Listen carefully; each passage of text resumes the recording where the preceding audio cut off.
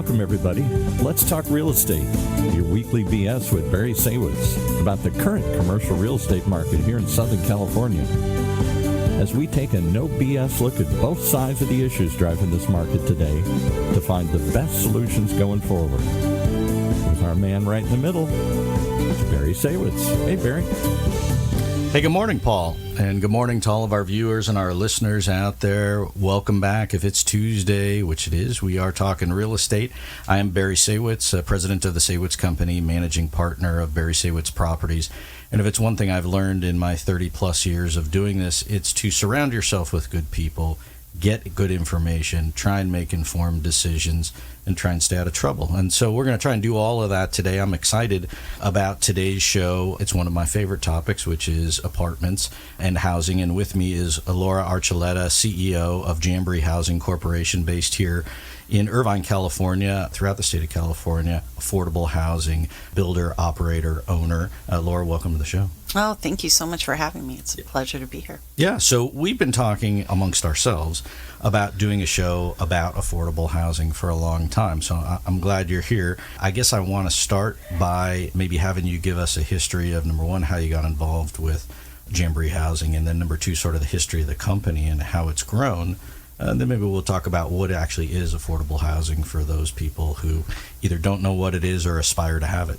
Oh, great. Well, yeah, I'm happy to talk about all those things. I'm always happy to talk about affordable housing. It is my passion. Going back kind of historically, you know, we all wonder how we got into the positions we're in, but my mother actually grew up in public housing. So back in Massachusetts, you go back there to Boston in a small area called Chelsea, where her family, who was lower income, very low income, my grandfather drove a taxi cab and they lived in affordable housing. So when they moved out to Hollywood and I was born, I think I grew up with just a real give back kind of mission in my household. And so when I went to college and grew up here in Southern California, I looked at how could I make things better. And I started off in local government, thinking that would be the direction. Maybe I'd be a city manager, and I got on that path and worked for some cities, which was very interesting, but really fell in love with affordable housing. Barry, you might remember back in the day when redevelopment was going pretty strong here in California, 20% of the tax increment that came off of these redevelopment areas had to go into affordable housing. Yeah. And I worked on the city side, loaning out that money to developers, and really just fell in love with getting housing produced. It's hard, it's difficult, but meeting a need that's not being met by the current market. And so did that for about 12 years on the city side. And then started having kids and thought, I don't know about being a city manager and working on this path. And so I came to a very small, sleepy nonprofit called Jamboree Housing Corporation here in Irvine. And there were 3 people, and I thought, oh, this will be a great job to have while I have kids and raise my kids. And yeah, look what happened, right? Did I know? Here you are 25 years later. 25 years later, and it is it's been a crazy ride. And you got in really, one, with a company, with a platform, and at a time where there really was a need, and as time has gone on, the need has certainly grown exponentially. Yeah, it's unfortunate. I feel like I've been at this for over 30 years between my city work and my Jamboree work. You know, we haven't solved the problem, and it just keeps growing. And so coming into Jamboree, 3 staff, very small. Really how we grew, it was interesting. It was working with cities who have, at the time, again, the redevelopment set aside money. Every city has a general plan. They have a housing element in their general plan, and that housing element outlines their needs. And so that's how we grew. We'd go into a city and we'd say, what's in your housing element? Where would you like us to focus? Do you have any money or land? And we did not work political. We worked straight through the city staff because it was real. At that time, you would just tell the city council, look, we have to spend this money on affordable housing, and here's what's in our housing element. And we were able to grow that way. Yeah, and the city in that scenario really had some say in what went on and or the location, and could dictate sort of where it goes. And for those people out there who don't know, and maybe you could, I'm no expert on it, but I do know that the state requires each city to have a certain amount of affordable housing for lower and low to middle income families and households.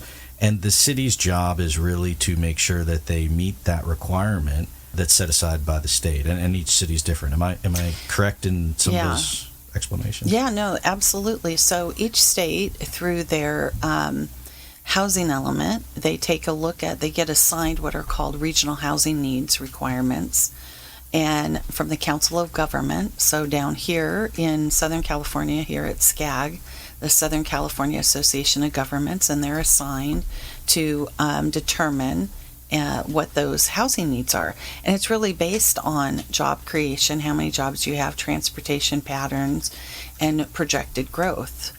And then each city is assigned to those housing needs. And those housing needs, they range from extremely low up to, market rate. So there's a wide range of production goals. Now, it's interesting over the years, again, doing this a long time, is that those goals would be put in your housing element, but they never really were looked at to see, are you meeting those goals? How are you doing? We moved forward affordable housing because at the same time, again, we had redevelopment funding. Now, the state, because of the current crisis we're in, the housing crisis, the state is really looking at, okay, you need to adopt enough sites to meet those housing goals. You need to rezone those sites to residential, and you need to take down any barriers to development, to getting those sites developed. And that's what you're hearing about now in some of our cities, where they're pushing back on sites, or they're not rezoning the sites. Or there's 3 cities, I believe, in Orange County here that have local initiatives that stop the rezoning of sites. And that's when the state's getting really unhappy, because you're not moving forward with the local identification and approval of housing, which is really what we wanted, right? We all want, we all live in cities. We want to be able to have input and determine where those sites are. Yeah, and it's not hey, I'm going to take one site, I'm going to do it, and then I'm done, and I'll call you later. It's really, from the state's perspective, my sense of it is, it's a long-term project with multiple sites to try, because you're not going to solve the problem by building just one property, right? Right, absolutely. And if you build one property, and let's say the zoning as identified in your housing element, you were supposed to produce 100 units and you only do 50, the state's okay, you did 50, just identify where those other 50 are going to go. So there's definitely flexibility. And so the stuff that you do in terms of the development, is it majority or entirety? Is it basically redevelopment, ground up development, or do you ever do sites where you're rehabbing an existing site or converting? I know Governor Newsom was talking about buying up motels and converting them to the housing. Do you guys do that stuff, or is it really all ground up? Yeah, no, great question. So we started really doing ground up, again, working with our cities, and we also work with master developers. So we work with the Irvine Company when they have a requirement to produce affordable housing. Right. We'll take a site and we'll develop that. Over time, we started doing some renovations. So, for example, in Garden Grove, we acquired some units on a street that was pretty run down. We had blighted conditions, and we renovated those units and then put affordable restrictions on them. So we could do new construction, renovation, and now we have 12 motels that we've purchased throughout the state through the state's Home Key program. And we're renovating those hotels, and then we're occupying those hotels with folks who are living on the street, coming from chronic homelessness, the majority having some type of mental illness at that level. And so are different properties sort of designated to getting people off the streets with the homeless issue versus low to moderate income? Is it a combination? Does it really vary project to project? Yeah, it's interesting because the way the funding programs work, and I know you've experienced this a bit, is you kind of have these lanes. So you'll have kind of federal funded programs, which might be project-based Section 8, and that can go into a new construction. Then we'll have these rehab projects, then we'll have these motel conversions. And so you've got these lanes of development that are really identified by the funding sources, but they control who we're leasing to. Right. And they set the rents too. They oftentimes set the rent. So, for example, the majority of our properties go by area median income. Right. And then those units are set to extremely low, very low, lower, or moderate. So you have a range. I think the idealistic goal would be to have a community that has a full range, a full spectrum of housing choices, so that you're able to house your families, your young kids, your seniors. I mean, we're seeing a big issue with seniors not selling their homes, right? So you're not having families move in. My husband's a teacher. We're seeing 15-year-long teachers getting pink slips because there's not enough kids in our schools. Yeah. So it definitely ripples, throughout the community. And in terms of when you have these new projects that come online, I mean, to me, from a tenant's perspective, if I could get into the project and I could qualify and I got approved, it is sort of the golden ticket, because my rent is fixed at a well below market rent, and it's a nice new property and it's professionally managed, and I may be precluded from other options because I just can't pay the market rate, and or even if I could, now I have more spendable income. So my experience has been, I'm curious, when you do these projects, I mean, you have huge amount of demand and huge waiting lists for these properties. Oh, absolutely. Really at all end, from our moderate all the way down to our extremely low income properties. We have very long waiting lists. We have very high quality residents at our properties, people who are coming in who might be your child care worker, your retail clerk, your radiologist assistant in the healthcare agencies. And those are the folks living at our family properties throughout the state who just can't afford a market rate unit. I mean, our affordable units here in Irvine, a 2-bedroom may rent for $1,200 a month, but what does a 2-bedroom market rate unit rent for here in Irvine? Could be $3,000. Right. So they're still paying rent in the majority of our properties. Now, again, these are our family properties. Like I said, we do have properties that are for folks coming right off the street. They're coming in and they're usually paying about $300, $200 to $300 a month. Right. Well, and they've got to get a job. They've got to get themselves righted. It's a different story. But also, when you do these properties, when you say they're family oriented, they are basically designed for that. So there are amenities, whether it's playgrounds or other common features, that really are a benefit that you just might not get at another place. Absolutely. And I should, I should give a little perspective too. We have over 10,000 units throughout California, and our average household size is about 2.5 people per household. So we're housing a lot of Californians. And at those family properties, you're right, we design them 1, 2, and 3 bedroom units, all types of amenities on site. We have 35 after-school learning centers at our properties throughout the state. So we're making sure that there's a safety net should any of our kids come in and maybe be behind, in the school district and in learning, or have a lower self-esteem. We do all types of social emotional learning. We measure our outcomes. That's been a big effort in the last 10 years at Jamboree to put measurable outcomes, do statistically relevant surveys. We bring in PhDs to take a look at our programs to see if we're successful. But we're changing overall lives, trajectory of families. Plus, they can stay at the property, right? So the kids can find other kids. They're at the property. You don't have to worry about carting them back and forth. And for a family that's lower income and they don't have multiple cars or even a car, then they don't have to worry about it as much. That's right. We have college prep programs. We're getting all of our kids ready to go to college. I mean, California is a wonderful state with the community colleges and the value education you can receive going there, and then jump into the UC or the Cal State system. So it's a really, really good program that is set up in California, the affordable housing program, to jumpstart any families that are not able to make the market rate rents.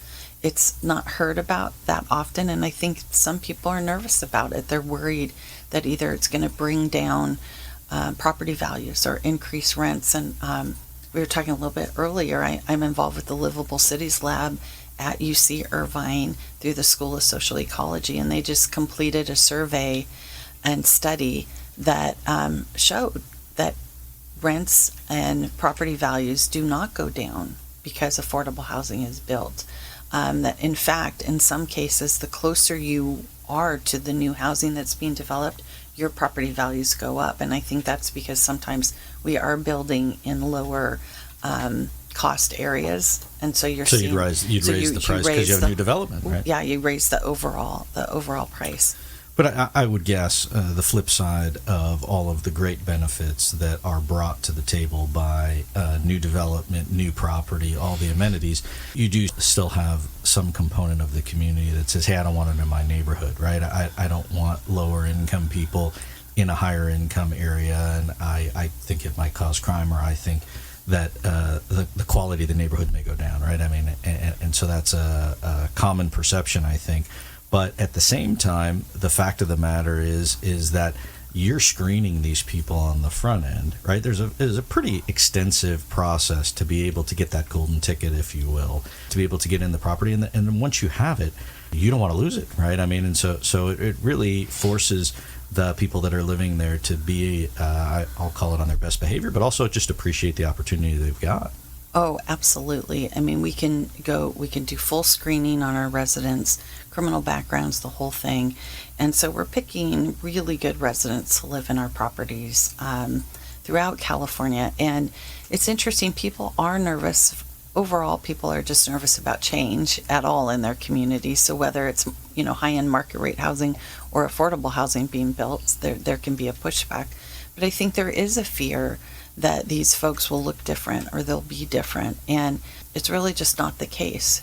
These are folks who currently are in your community and they're just looking for a place to live. Yeah. And so, yeah. And the single moms and the retired couples and the veterans and the people that really need assistance, this is a great opportunity for them. Absolutely. And it's really not, since some communities it gets very political, it's really not a political issue. This is about building strong, healthy communities. And it really doesn't compete with what I'll call market rate housing, because you have such a preferred, I mean, if I had a choice, I would just, if I could get it, I would take it's much cheaper. It's not even close, right? And so we have many of our residents at our apartment buildings that are trying to get into your projects and others like it, and it's a difficult, tall task and a long wait list.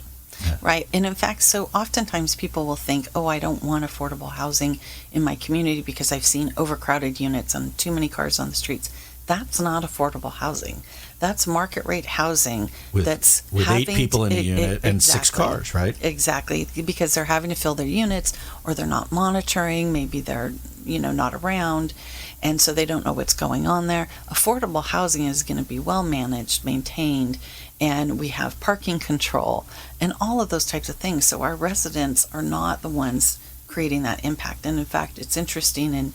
In Anaheim years ago, I was talking to Kurt Pringle. He was the mayor at the time. Who was on the show a couple of weeks ago. Oh, he was, yeah. So he was the mayor at the time, and he was saying, why I support affordable housing is because I want to protect my single-family neighborhoods. Yeah. I don't want 2 and 3 families living in a house and clogging the street. Right, which is interesting because we also had the mayor of Santa Ana on the show a few months back, and the rent control protections that they put in place for that city is debatable and very controversial. But the on the one hand, you're protecting the existing renters. On the other hand, I feel like, from my own perspective, all it did was fuel that 2 and 3 families in a house, and that you would never leave. And then you do not incentivize the landlord to want to fix up the property because he can't get any more rent, and you have overcrowding, and you've just basically secured it with the program that you have. So I mean, I agree with Kurt's perspective, which is that the single family homes serve a purpose, and you don't want cars on the street and in the driveway and up on the front lawn, and there are many neighborhoods where you see that for sure. And then it really is a problem. We have stuff in the city of Tustin and the neighborhoods that we're in, really difficult parking problem, not caused by our tenants, but caused by the neighborhood. And it then makes it more difficult to rent the units, because somebody who comes in and says, look, I only get a 1-car garage with a 2-bedroom and I have 2 or 3 cars, where are you going to park? I don't know. Yeah, no, absolutely. And, hopefully we'll see people, using car sharing services or different things to create a little, to lessen that burden a bit. But I do think I mean, the best way to reduce all of these things is to produce more housing, right? And it's the same, with rent control.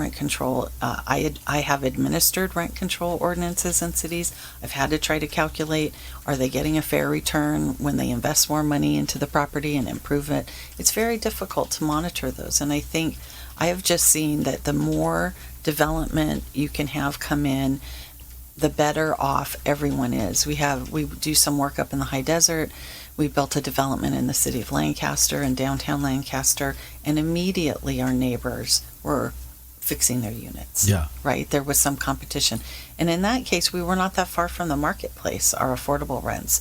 We were a little bit But less. then the guy wakes up and goes, oh, if I actually put some money in, I could raise the rent and I'll actually get some of that back. Yeah, absolutely. So there's a lot of ways to look at it. The interesting thing, too, we see, and there was a study that we had Dr. Snow at UC Irvine do maybe 5 years ago, and this was on specifically the homeless, on the benefits of housing the homeless and getting them off the street. And it's cost effective compared to leaving a homeless person on the street. And your projects are throughout the state. I mean, it's all up and down the state, right? Yeah, I mean, it's all not just up and one down. area. Yeah, no, and I'm talking a lot of Orange County because we're here, but we develop in San Diego, the Inland Empire, quite a bit in the Sacramento region. Now we're in San Jose in the Bay Area. So throughout the state, there's some different funding programs and some different ways to look at it, but it's all about housing. I mean, to me, housing we look at it as the platform for the strength of community, and it has a ripple effect on how kids do in schools, how healthy a community is if they have access to housing. It just goes on and on and on. And so having adequate housing for your community is the most important thing you can do. Jobs will come, right? When a new employer or retailer is coming to a community, they look at how many people live there. Right, and we talk about it all the time. We've talked about it on other shows. Where do the service employment help live? And if they can't live in the community that they work, then they're on the road, creating more traffic, spending more time away from family, spending more money on gas and all those other things. So if you can allow the people to live and work in the same community, then there are multiple benefits for it. Oh, it just ripples, right? Yeah. And again, going back to the schools, when you talk to teachers and being able, our families, when they move into the one of our developments, we have 2 beautiful developments in Brea, one of them on Birch Golf Course. And when they move in there and their kids are going to school, and we talk to the teachers, they're like, their parents are involved, right? Yeah. They're going to Girl Scouts and Boy Scouts. They're not having to work 2 and 3 jobs. Right, you have more time. It's a total game changer. On top of that, if you're only paying somewhere between 30-40% of your income towards rent or towards your mortgage, you then at that point have more money to spend at the retailers, right? You have more money to spend to buy healthy foods for your family. I mean, all of those things ripple from having high quality housing that families can afford. And the stuff that you're building, it's nice stuff. I mean, it's not the Taj Mahal, but these are not the pods that the mayor in Los Angeles was talking about, right? I mean, these are nice, regular apartments, brand new, that somebody would get in there and say, I like this place, I'm proud of my home. Oh yeah, absolutely. And it's really fun to see families move in, right? Or one really good experience was here in Irvine. We have some beautiful developments, and we were working up in Brea, working with Shea Properties, and Shea said, we'd like to tour one of your properties. And we took them on a tour of one of the Irvine sites, and their project manager said, this is condo townhome quality. This is what we build. Yeah. Yeah, it is. Donald Bren comes out and walks those properties and makes sure that they're high quality down here. So, people want to feel pride of where they live, and that's really important no matter what their income is. And so what are some of the, exciting projects that you're working on? And I guess the second half of that question would be, where do you go in terms of the opportunity? It seems like it's almost endless. Well, it is. People always will ask us, and from time to time we look at it as, how come you're not outside of California? There's a lot of opportunities in California. There's a lot of need, but all the way up and down the income spectrum, I mean, we have a lot of that missing middle need here in California. So folks who maybe don't qualify for our affordable housing because they earn too much, but they can't afford the market rate housing. Right. So there is an opportunity for us to take a look at some of that missing middle housing. So we're looking at that. There's some state programs through Cal HFA and some other lenders there to look at that. But we also see us continuing to expand in our veterans housing model. So we have about 800 veterans that live in our properties. And here in Orange County, we have the largest veterans restricted property in Santa Ana called Heroes Landing. We have 5 service providers that have come along together with the VA to make sure our veterans are successful living there. And so I see us expanding that program. I also see us just continuing to expand really throughout the state with our family housing, as well as our housing for folks who are living with chronic mental illness. It is, mental illness is often not talked about. It's really important to address it. And what we see, and now we've been doing it for over 10 years, is we see, 90% of our residents stay housed in the housing. When they come in with a chronic mental illness off the street, we have full wraparound services for them. And it's usually every 2 to 3 years where there's maybe a blip in their medication needs that just has to get adjusted. Right. And if somebody's there for them to go to and get that support, they're back on track. They're working part-time, maybe they're not. Either way, they're living in those properties. So from a it's more than housing. It's a life changer. It really is a life changer, and anyone who's been touched by mental illness in their family or friends, they know the impacts that can have. We are being really creative on sites. We are under construction in San Juan Capistrano, where we are building a new city hall. Their city hall was older. It was not meant to be permanent, and we demoed their city hall. We're building them a new city hall, and we're building some housing, affordable housing on that site with the city hall. So creativity is key when you're not able to be a market rate, buyer out there, right, or already own the land. And so we're always looking for opportunities. And I'm guessing in some areas and cities in more rural parts of the state, the land is more affordable and accessible. In areas like Orange County, Los Angeles, where it's pretty well developed, you're really looking at redevelopment opportunities because there's not just vacant land sitting around that's not at a premium. Yeah, absolutely. And the trickiest part of affordable housing, along with getting the political support and the zoning, is the funding and the financing. And it's very competitive. There's a limited amount. So, market rate housing, you have your rate of return, right? Your cap rates, you figure that out, you're going to get a loan. In affordable housing, you can line up everything perfect, and then you go in and compete. And you don't know who else is applying in each round, whether it's for the low-income housing tax credit, or it's for project-based Section 8 funding, right, or these other types of funding that you typically are applying to the state or the county for.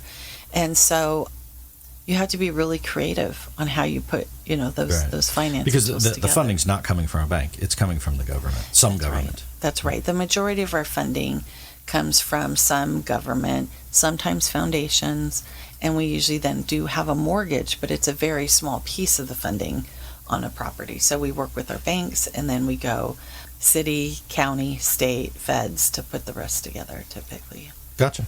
Well, it's a full package, and I can see why you stay busy. Yeah. So I told you when we started it would go quick, and it has, and so we only have a minute left. But I want to ask, so how can people find out more about Jamboree Housing? What's the website they would go to? Yeah, so we have a great website, www.jamboreehousing.com.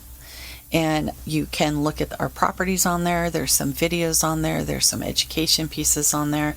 So take a look, and feel free to reach out. You can email me through there, on anyone else on our team, and learn more about what we do. It's important to know that communities are stronger when you have a full spectrum of housing, and we're happy to do our part. Yeah, and I appreciate all the good things that you and your staff and the company have done for the community and continue to do so much continued success with that. And I appreciate you coming on the show and talking about it and sharing the thoughts. It's always interesting to get perspective. Okay, well, thank you so much for having me. Yeah, really appreciate it. I am Barry Saywitz. It is Tuesday, and we will see you back here next week talking more real estate. Thanks again to everybody here at OC Talk Radio for helping put the show together. I'm Barry Saywitz. We'll be back again next week. Thanks for tuning in.